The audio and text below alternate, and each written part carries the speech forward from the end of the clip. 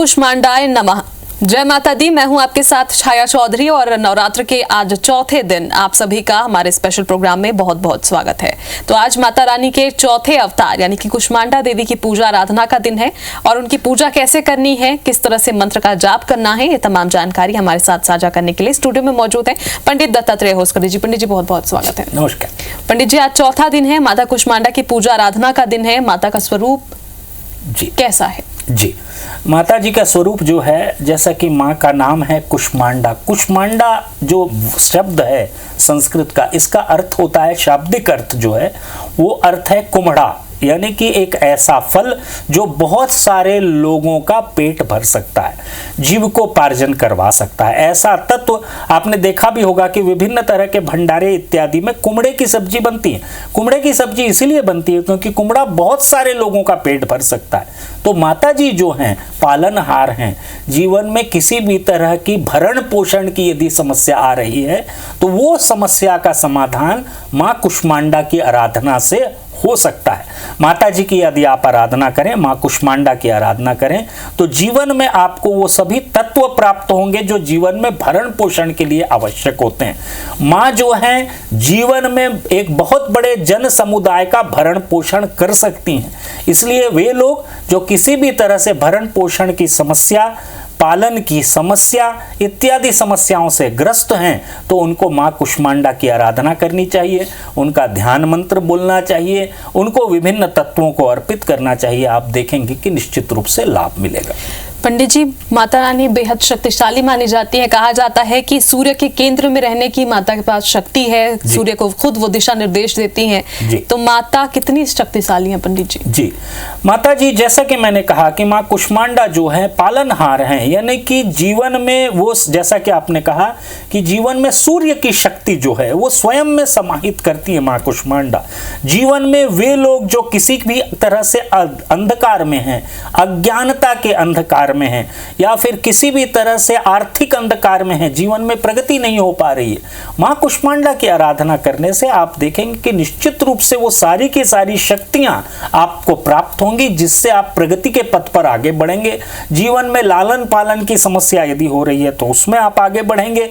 किसी भी तरह से आपको ऐसा लग रहा है कि आपकी आवश्यकताओं की परिपूर्ति नहीं हो पा रही है, तो मां कुष्मांडा की आराधना करने से वो सभी के सभी तत्व आपके जीवन में आएंगे और एक सूर्य जैसा होता है जो सभी को प्रकाश देता है, किसी की भी तरह से किसी के साथ पक्षपात नहीं करता, वैसे ही मां कुष्मांडा है। यदि आपने आराधना किया तो वो सभी के सभी तत्व आपको प्राप्त होंगे जो भरण पोषण के लिए, समृद्धि के लिए आवश्यक हैं। जी पंडित जी, तो माता कुष्मांडा को अष्टभुजा भी कहा जाता है, उनका दूसरा नाम अष्टभुजा है। तो माता रानी की कैसे आज के दिन विशेष अर्चना करनी चाहिए, कैसे पूजा विधि होगी, क्या भोग लगाएं? जी, माता जी का जो विशेष रूप से मैं आपको बताऊं, अष्टभुजा से संबंध है अष्ट सिद्धियों का। अणिमा, महिमा, गरिमा, लघिमा, प्राप्ति, प्राकाम्य, ईशित्व, वशित्व, ये अष्ट सिद्धियां हैं।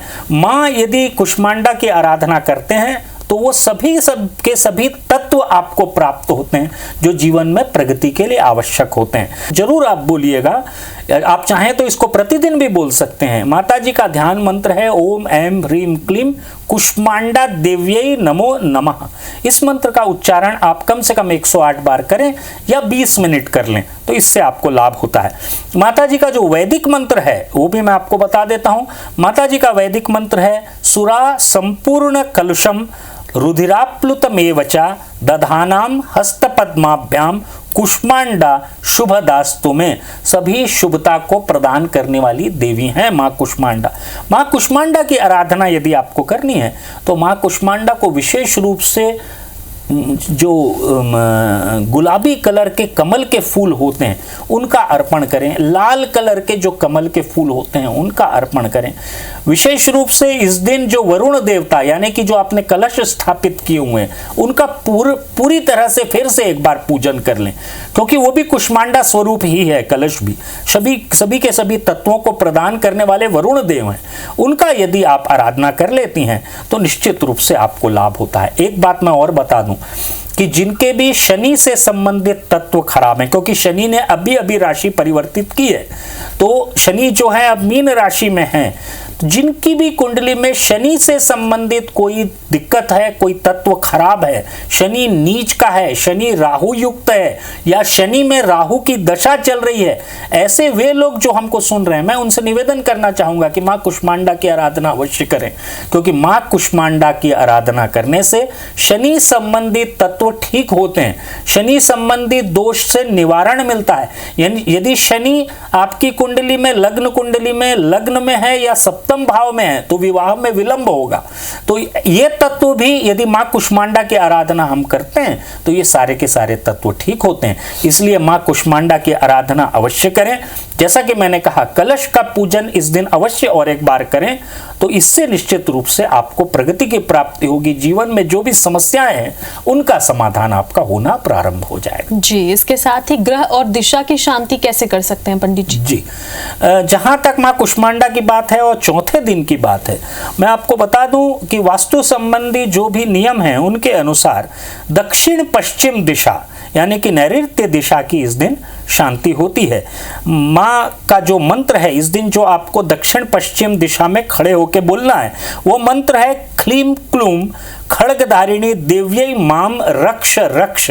इस मंत्र का यदि आप जाप करते हैं दक्षिण पश्चिम दिशा में खड़े होके, तो सबसे महत्वपूर्ण बात यह है कि वे लोग जिनके दाम्पत्य जीवन में खटास आई हुई है, पति पत्नी के संबंधों में कोई दिक्कत है, यदि आपको ऐसा लग रहा है कि धीरे धीरे खटास बढ़ती चली जा रही है, अलगाव की ओर पति पत्नी बढ़ रहे हैं, तो ऐसे समय में घर के दक्षिण पश्चिम दिशा में खड़े होकर मां कुष्मांडा का ध्यान करते हुए जो मैंने मंत्र किया है उसका यदि आप जाप कर लेते हैं तो सारी की सारी इस तरह की बाधाओं का समाधान हो जाएगा। जी पंडित जी, तो आज दुर्गा सप्तशती के कौन से अध्याय का पाठ करना उचित होगा? जी, दुर्गा सप्तशती के अध्याय की यदि मैं बात करूं तो आज आपको 4 अध्याय एक साथ करने पड़ेंगे, 5वां, 6वां, 7वां और 8वां। ये अध्याय, चारों अध्याय का आप पठन कर लें। साथ ही साथ इसके साथ यदि आप सिद्ध कुंजिका स्तोत्र का भी पाठ कर लें तो आप देखेंगे कि जीवन में जो भी बाधाएं आ रही हैं, जिसके लिए हम नवरात्रि में निश्चित रूप से संकल्पित होके माता जी की आराधना कर रहे हैं, तो वो सारी की सारी बाधाएं धीरे धीरे करके दूर होती चली जाएंगी। जी पंडित जी, बहुत बहुत शुक्रिया, धन्यवाद तमाम जानकारी के लिए आपका। तो आज चौथा दिन है कुष्मांडा माता की पूजा आराधना के साथ।